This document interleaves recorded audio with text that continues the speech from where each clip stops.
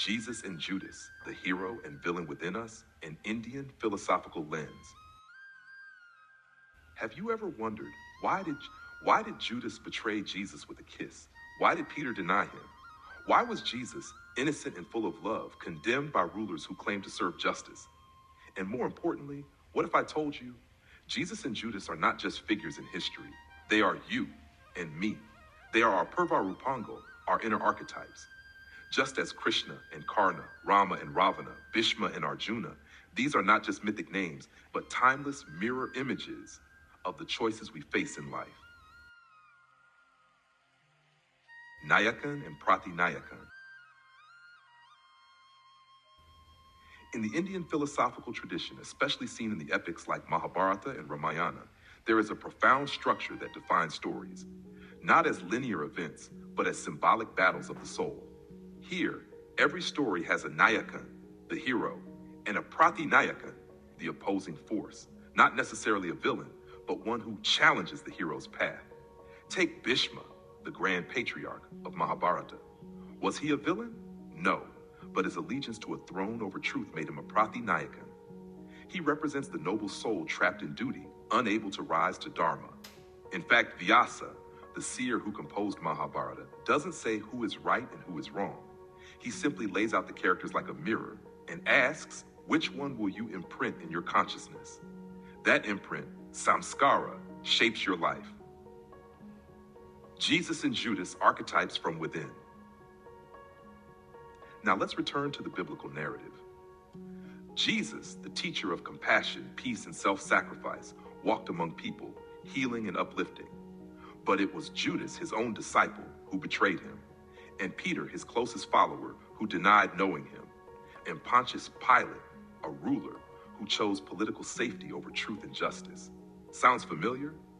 These are not just historical betrayals. They are the very decisions we make daily. When we trade truth for comfort, we become Pilate. When we deny what we know is right out of fear, we are Peter. When we betray our conscience for silver, we are Judas.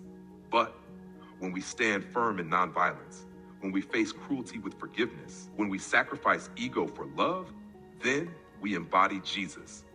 These are our Purvarupangal, the ancient blueprints of human experience within us. Dharma, Himsa, and Ahimsa, the cosmic conflict. Our scriptures teach us that the world is an eternal battleground between Himsa, violence, and Ahimsa, nonviolence.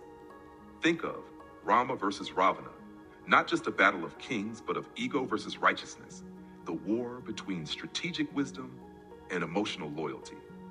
Jesus versus Judas, the struggle of divine truth and human weakness. This battle doesn't rage outside, it burns within. In each choice we make. As the Upanishads say, as is your desire, so is your will. As is your will, so is your deed. As is your deed, so is your destiny. In Indian thought, swadhyaya, self-study, and pravachanam, sharing of knowledge, are considered part of our Dharma. It means reflect deeply on these archetypes, on the Judas within and the Jesus as well. Ask, am I choosing ahimsa in thought, word, and action? Am I betraying my inner truth for the world's approval? Am I letting fear govern my faith? To live righteously is to live with arivu, awareness, even in battle. That was Krishna's teaching to Arjuna. That is also Jesus' way of carrying the cross. So, what shall we choose? Which Purvarupam will we imprint? Scriptures don't tell us what to think. They show us who we are and whisper, you are not just the reader of this story. You are the story. The hero and the betrayer both reside within, but grace, holiness, and heaven belong to the one who chooses love over fear, truth over comfort, ahimsa over himsa. And that, dear listener, is the path to liberation. Every ritual is a science, a chemistry, and a medicine. It's not necessary to understand all its inner workings for it to have an effect, just as medicine works whether or not we know its formula. But when we begin to grasp the deeper science behind these sacred acts, when we perform them with awareness and devotion, they become far more powerful. They become tools of transformation. Through them, we begin to see clearly who we truly are.